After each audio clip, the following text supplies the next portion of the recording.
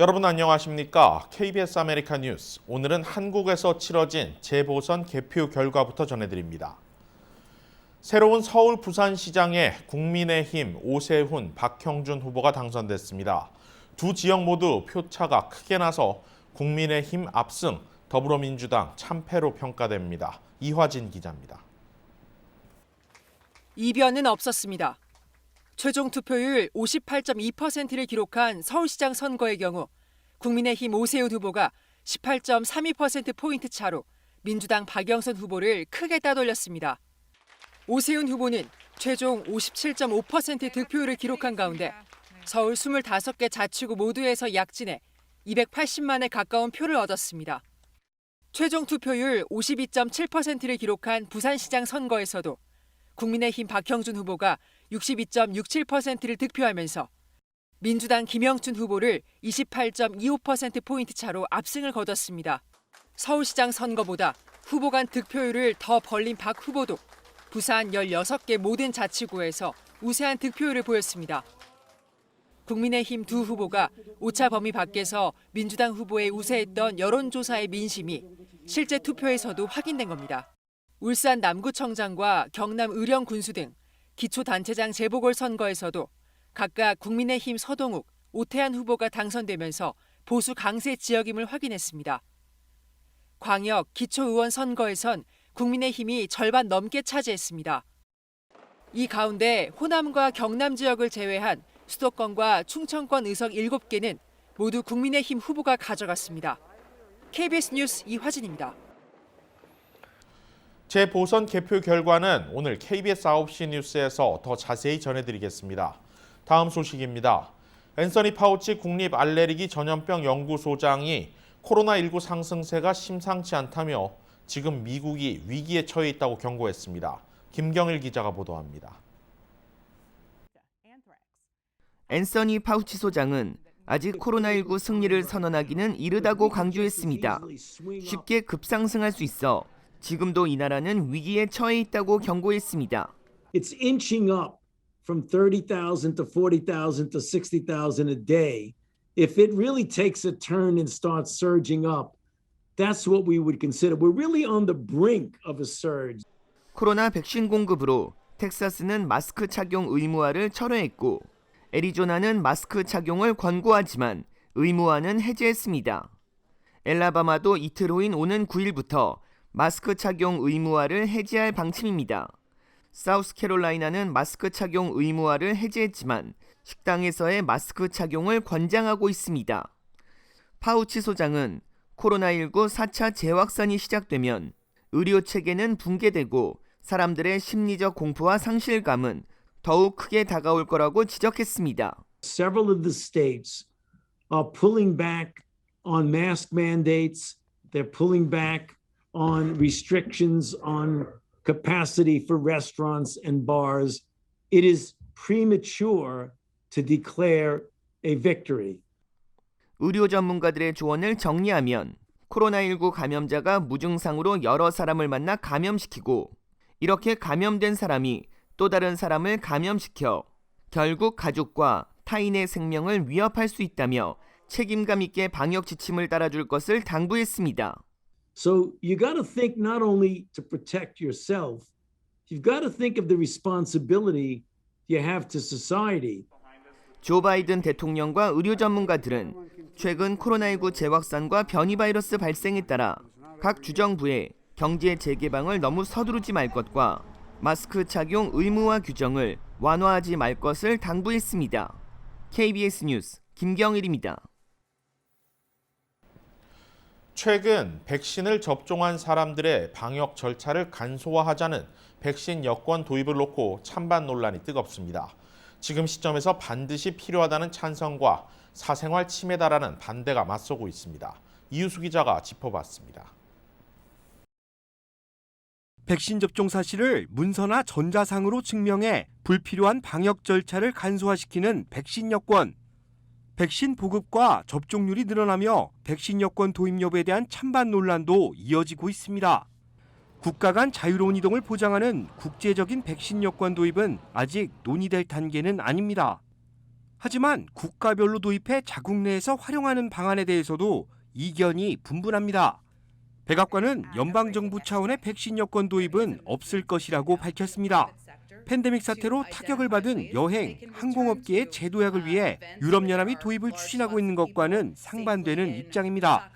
연방정부는 백신 여권이 국민들의 자유를 통제해 결국 사생활을 침범할 수 있다는 점을 우려하고 있습니다.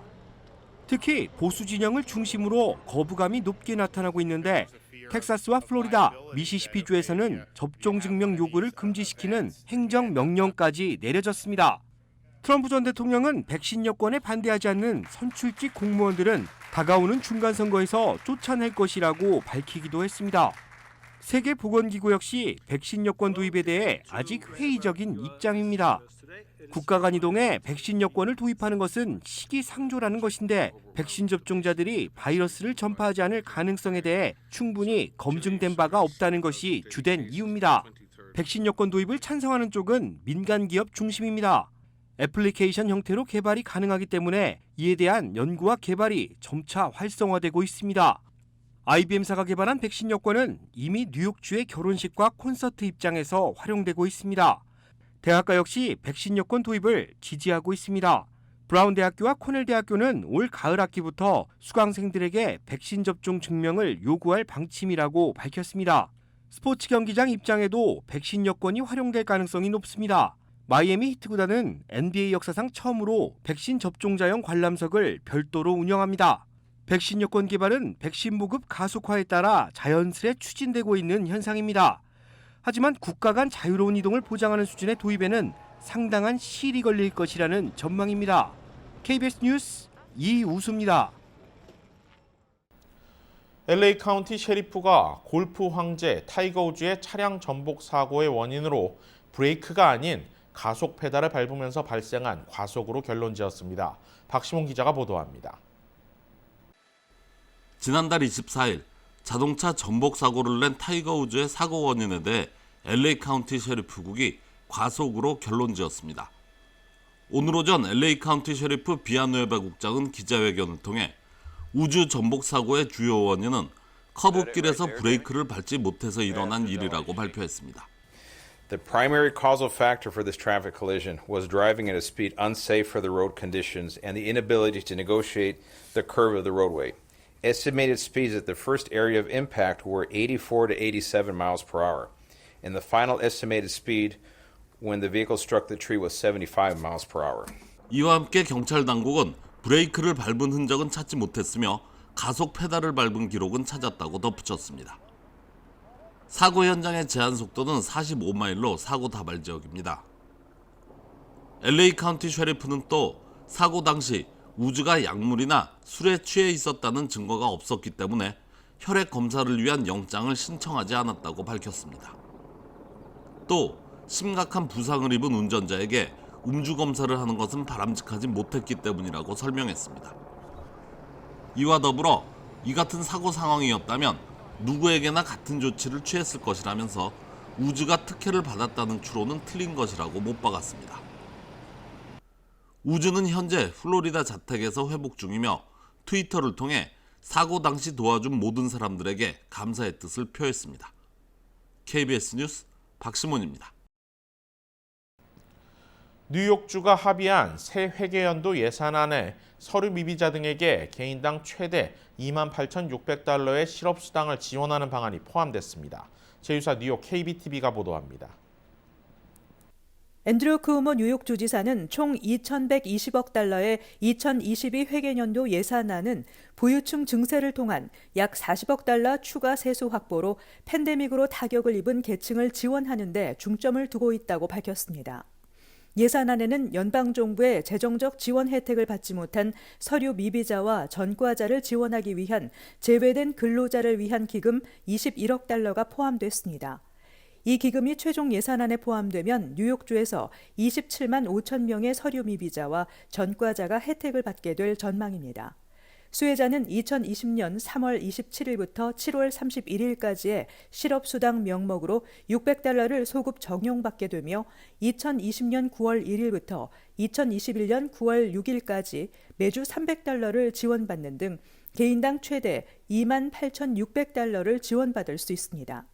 또 2019년 10월 이후 석방됐지만 코로나19로 직장을 구하지 못한 전과자도 지원 대상에 포함됩니다.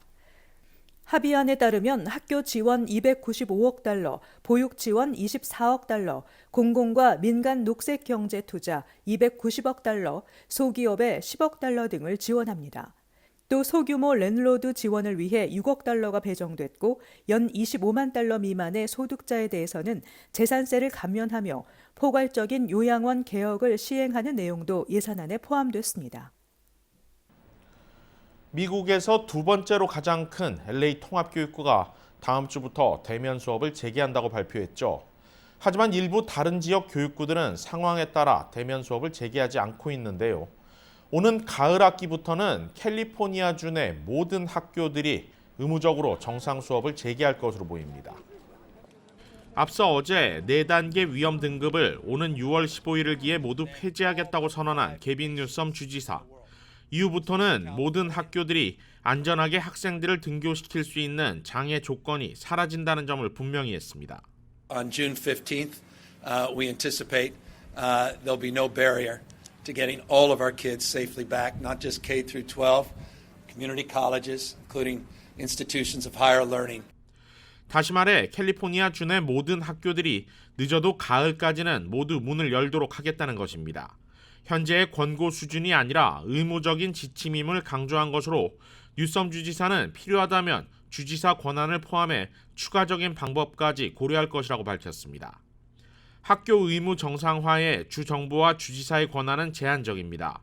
당장 교사 노조의 반발도 예상되고 주의회와의 합의도 이뤄져야 합니다.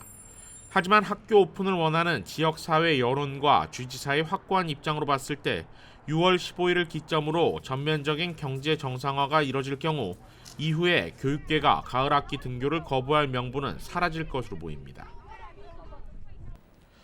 역사를 바로 세우겠다며 교육군의 44개 학교들의 이름을 대대적으로 교체하겠다고 공언했던 샌프란시스코 교육위원회가 지역사회의 비판에 못 이겨 결국 이를 철회했습니다. 노예 해방을 이룬 링컨 대통령의 이름을 딴 고등학교, 초대 대통령의 이름을 딴 조지 워싱턴 고등학교, 독립선언문 기초자로 유명한 토머스 제퍼슨의 이름을 딴 초등학교, 모두 샌프란시스코 내에 위치해 있는 학교들입니다. 그런데 지난해부터 샌프란시스코 교육위원회가 이 학교들의 이름을 모두 교체하는 것을 추진했습니다. 흑인 인권운동, 성평등, 경찰개혁 등의 움직임이 일어나는 시점에서 노예 제도와 식민 지배, 대량 학살 등의 연관이 있는 과거사 인물들을 모두 배제하겠다는 것이 이유였습니다. 심지어 샌프란시스코를 지역구로 하는 민주당 거물 정치인 다이앤 파인스타인 상원의원도 과거 시청 앞에 남부연합 깃발을 교체했다는 이유로 자신의 이름이 학교에서 내려갈 상황에 놓였습니다. 미국 내에서도 가장 진보적인 색채가 짙은 지역에서 추진되던 학교명 교체 작업은 그러나 여러 강도 높은 비판에 휩싸였습니다. 미국의 역사를 백인 우월주의로 치부하려는 것이다. 역사를 바로 세우는 것이 아닌 역사를 부정하는 것이다라는 비판이 이어졌습니다. 무엇보다 코로나19 상황에서 거액의 교육 예산을 학교 이름 바꾸는 데 사용한다는 비난에는 교육당국도 더 이상 버티지 못했습니다. 교육위원회는 어제 온라인 회의를 소집해 지난 1월 결정했던 학교명 교체 작업을 철회하기로 결정했습니다. 다만 위원회는 코로나19가 수그러들고 모든 대면 수업이 재개된 이후 다시 논의를 이어갈 여지는 남겨뒀습니다. 오늘의 주요 단신입니다.